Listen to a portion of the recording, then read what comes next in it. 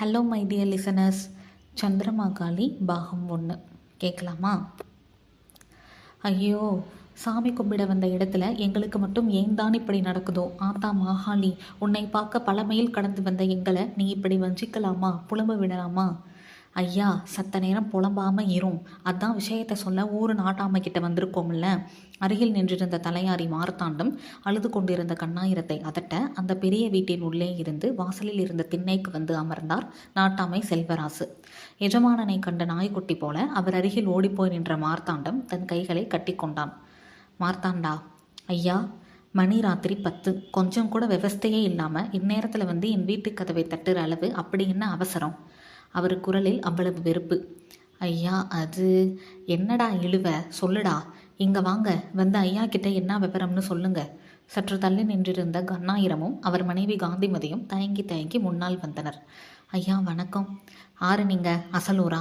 ஆமாங்க ஐயா, சந்திரமாகாளி கோயிலுக்கு எங்கள் மவ கல்யாண பத்திரிக்கையை வச்சு சாமி கும்பிட வந்தோம். நேரமானதால் கோயிலை பூட்டிட்டாங்க. என்ன செய்கிறதுன்னு தெரியாமல் ராத்தங்கி காலையில் முதல் பூசையை பார்த்துட்டு போகலாம்னு முடிவு பண்ணோம். கோயில் வாசலில் இருந்த புங்கை மரத்தடியில் உட்காந்து சோத்தை தின்னுக்கிட்டு இருந்தோம். இந்தாயா, நீ சோறு தின்ன கதை, வாய் கொப்பளிச்ச துப்புன கதை, இதையெல்லாம் கேட்க எனக்கு நேரம் இல்லை. சட்டு புட்டுன்னு விவரத்தை சொல்லு, எரிச்சலாக சொன்னார் நாட்டாமை செல்வராசு. பக்கத்து ஊருணியில் நான் தண்ணி மோக்க போனப்ப களவாணி பயலுக என் பொண்டாட்டி கழுத்தில் இருந்த சங்கிலியை அத்துட்டு அவளை கீழே தள்ளி எங்கள் பைகளையும் தூக்கிட்டு ஓடிட்டாங்க. இப்போ நாங்கள் என்ன செய்வோம்? இவகிட்ட தங்கம்னு இருந்ததே அந்த ஒத்த சங்கிலி தாங்க. நாளைக்கு ஊருக்கு போகக்கூட இப்போ எங்ககிட்ட காசு இல்லைங்க. என்ன செய்யறதுன்னு புலம்பிக்கிட்டு இருந்தப்ப தான் இவர் எங்களை பார்த்து இங்கே கூட்டிகிட்டு வந்தார். கண்ணாயிரம் ஒரு வழியாக சொல்லி முடித்தார். மார்த்தாண்டா, ஐயா, கல்லன் துரைச்சாமி வேலையா இருக்குமாயா? அவன் தானே நம்ம ஊருக்குள்ளே இந்த மாதிரி வேலையெல்லாம் செய்கிறவன். தெரியலைங்களே. ஆனால் அவன் செயல் தண்டனை அனுபவிச்சுட்டு வந்ததுலேருந்து எனக்கு தெரிஞ்ச வரைக்கும் யார் மடியிலையும் கை வைக்கிறது இல்லைங்கய்யா. சரி, நீ என்ன செய்கிற? தோட்டத்தில் நம்ம முருகன் உறங்கிட்டு கிடப்பான். அவனை எழுப்பிக்கிட்டு போய் செட்டையார் தோப்பில் அந்த துரைச்சாமி கூட்டுக்காரன் இவனாவது சுற்றிக்கிட்டு திரியிறானான்னு பாரு. தெரிஞ்சா நான் கூப்பிடுறேன், நீங்கள் கூட்டிகிட்டு வா. தலையாட்டிய மார்த்தாண்டம் நகர ஆரம்பித்தான். நாளைக்கு விடியும் போது உங்கள் சங்கிலி உங்கள் கையில் இருக்கும். பையையும் தூக்கிட்டான்னு சொன்னீங்கல்ல, அதில் எவ்வளவு பணம் இருந்துச்சு? 4000 சொச்சம். சரியா போச்சு. ஏயா, இம்பிட்டு காசை பையில் வச்சுக்கிட்டு எந்த கிறுக்கனாவது அசலூருக்கு வருவாங்களா? செல்வராசுவின் கேள்வியில் காந்திமதிக்கு சுரீரென கோபம் வந்தது. ஐயா, பார்த்து பேசுங்க. இந்த ஊர் வழக்கப்படி எல்லாமே நீங்கள் தானே. அப்போ தொலைஞ்சு போனதை கண்டுபிடிங்கன்னு உங்ககிட்ட வந்து சொன்னால் உரிய நடவடிக்கை எடுக்கிறது தானே உங்கள் வேலை. அதை விட்டுட்டு பாதிக்கப்பட்ட எங்களை குத்தமாக சொன்னால் என்னங்க நியாயம்? நல்லாத்தான் கேள்வி கேட்குறீங்க. ஊருக்கு வடக்காலம் ஒரு சத்திரம் இருக்குது. பாதுகாப்பாக அங்கே போய் இருங்க. திருட்டு பயிலுக மாட்டினாங்கன்னா நாளைக்கு சொல்லிவிடுறேன், வந்து நாயத்தை கேளுங்க. அப்படி அவனுக்கு கிடக்காட்டி வழி செலவுக்கு காசு தரேன், ஊருக்கு கிளம்புங்க. பேசி முடித்து விட்டு திண்ணையை விட்டு எழுந்து உள்ளே செல்ல ஆரம்பித்தார் செல்வராசு. என்னங்க இவர் இந்த மாதிரி பேசிக்கிட்டு இருக்காரு? சும்மா இரு காந்தி, நம்ம காசு கிடைக்கும்னு இருந்தால் கிடைக்கும், இல்லைன்னா கிடைக்காது. வா போகலாம். அவர் சொன்ன சத்திரம் எங்கன்னு தேடி பார்த்து அங்கே இருப்போம். நம்ம நகையை திருடின பயலுகளை ஆத்தா கேட்கட்டும். யாருங்க வந்தது? தலையணைக்கு உரை போட்டு கொண்டிருந்த செல்வராசு மனைவி சொர்ணம்மாள் உள்ளே வந்த கணவனை பார்த்து கேட்டாள். அவளிடம் நடந்ததை விவரித்துவிட்டு மெத்தையில் அமர்ந்தார். பாவம், நகையும் போய் பணமும் போய் கஷ்டம். ஓ நகையா போச்சு? இல்லை இல்லை, அப்போ வாயை மூடிக்கிட்டு இரு. சும்மா நோய்ங்காமல் படுத்து தூங்குற வழியை பாரு.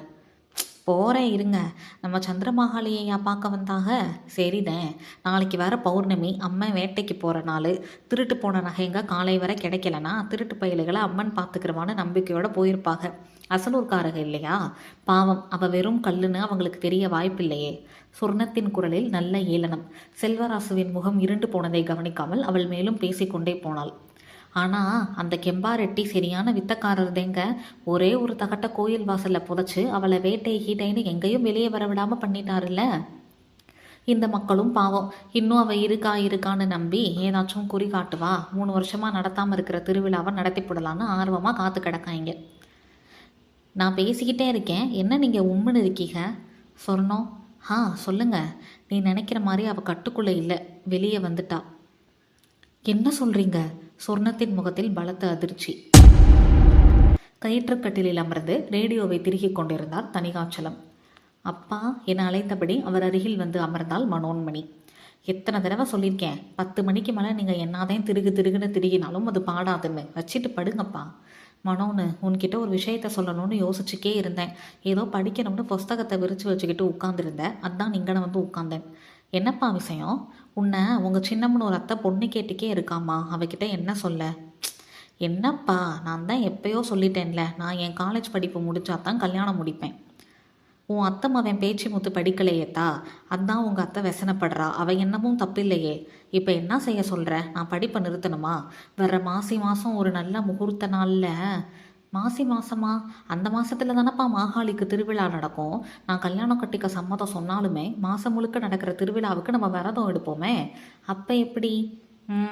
திருவிழா நீயா கனா கண்டாத்தேன் உண்டு. 3 வருஷமாக நடக்காத திருவிழா இந்த வருஷம்தான் நடக்க போகுது பாரு. தணிகாச்சலம் சொல்வதும் சரிதான். கோகிலாபுரம் மிகவும் சிறிய ஊர்தான் என்றாலும் சந்திரமாகாளியம்மன் கோயிலும் அந்த பௌர்ணமி வேட்டையும் மாவட்டம் முழுக்க வெகு பிரசித்தம். மாசி மாதம் முழுக்க ஊரே விழா கோலம் பூண்டிருக்கும். உள்ளூர் ஆட்கள் வெளியூர் ஆட்கள் என எப்போதும் கூட்டமாயிருக்கும். 3 வருடங்களுக்கு முன்பு ஒரு நாள் இரவில் திடீரென ஊருக்குள் பெரும் ஊழிக்காற்று. அதனைத் தொடர்ந்து ஒரு பேய் மழை. 1 நாள் 2 நாள் அல்ல, ஒரு வாரம் முழுக்க பேய் மழை. எங்கு திரும்பினாலும் ஒரே வெள்ளக்காடு. அதன் பின்னர் தான் ஊருக்குள் பல்வேறு விசித்திரங்கள் நடக்க ஆரம்பித்தது. அம்மனின் பௌர்ணமி வேட்டை நடக்கவே இல்லை. இது என்ன விந்தை என ஊரார் அதிர்ந்து போயினர். அது மட்டுமல்லாமல் ஒவ்வொரு முறையும் மாசி மாத திருவிழா நடத்த அம்மனிடம் உத்தரவு கேட்பது அந்த ஊரில் வழக்கம். உத்தரவு யாதெனில் மாசி மாதம் 1ஆம் தேதி திருவிழா நடத்த உத்தரவு வேண்டி வெள்ளாட்டு குட்டி ஒன்றை அம்மனுக்கு பலி கொடுத்து கோயிலில் பூசை போட்ட பின்பு பூசாரி நடையை சாத்திவிட்டு மக்களையும் வெளியே அனுப்பிவிடுவார். 20 நிமிடங்கள் கழிந்த பின் கதவை திறக்கும் போது பலி கொடுக்கப்பட்ட வெள்ளாட்டுக்குட்டி அந்த கோவிலில் துள்ளி விளையாடி கொண்டிருக்கும். ஏனெனில் சந்திரமாகாளை ஒரு பாவமும் அறியாத விலங்குகளின் பலியை எப்போதும் ஏற்பதில்லை. உடனே திருவிழா கமிட்டி கூடி தேதி பார்க்க ஆரம்பித்து விடுவர். ஆனால் அந்த பேய் மழை அடித்தவரிடம் உத்தரவு கேட்டு பலி கொடுத்த ஆட்டுக்குட்டி வெட்டப்பட்ட அதே இடத்தில் இறந்து கிடந்தது. ஊர் மக்கள் அனைவரும் உறைந்து போயினர். அதன் பின்னர் ஊரில் ஒரு சொட்டு மழை இல்லை. ஊத்து தண்ணீர் மட்டும் குறையில்லாமல் வந்து கொண்டிருப்பதால் குடிநீர் பஞ்சம் இல்லை. ஆனால் வெள்ளாமை செய்ய வழி இல்லாததால் கோகிலாபுரத்தில் விவசாயம் பார்த்து கொண்டிருந்த மக்கள் பக்கத்து ஊரில் செங்கல் சூளைக்கு சென்று வேலை பார்க்க ஆரம்பித்து விட்டனர். அந்த வருடம், அதற்கடுத்த வருடம் என 3 வருடமாக இதே கதை தான் தொடர்ந்து கொண்டிருக்கிறது. இது அம்மனின் சாபம் என்று நினைத்து கொண்டு ஊரில் பாதி பேர் காலி செய்து கொண்டு போய்விட்டனர். என்ன மனோன்னு, என்ன யோசனை? திடீர்னு அமைதியாகிட்டேன். இல்லைப்பா, இத்தனை நாளாக நான் மட்டும் நினச்சிக்கிட்டு இருந்ததை இப்போ உன்கிட்ட கேட்க போகிறேன். நம்ம ஊர் இப்படி ஆனதுக்கு என்ன காரணம்? இது என்ன கேள்வி? எல்லாம் மாகாளியோட கோபம்தான். கோபமா? தப்பு செய்கிறவங்களைத்தான் அவள் வேட்டை நாளில் தண்டிச்சிருவாளேப்பா. அப்புறம் எதுக்கு அவள் ஊரையே பழி வாங்கணும்? மனோன்மணி அறிவுபூர்வமாய் ஒரு கேள்வி கேட்ட அதே நேரம் வாசல் கதவு வேகமாக தட்டப்பட்டது. வருவாள். தொடரும். இது 1980s காலகட்டத்தில் நடக்கிற கதை. இது ஒரு அடிஷ்னல் இன்ஃபர்மேஷனாக உங்ககிட்ட சொல்லிக்கிறேன்.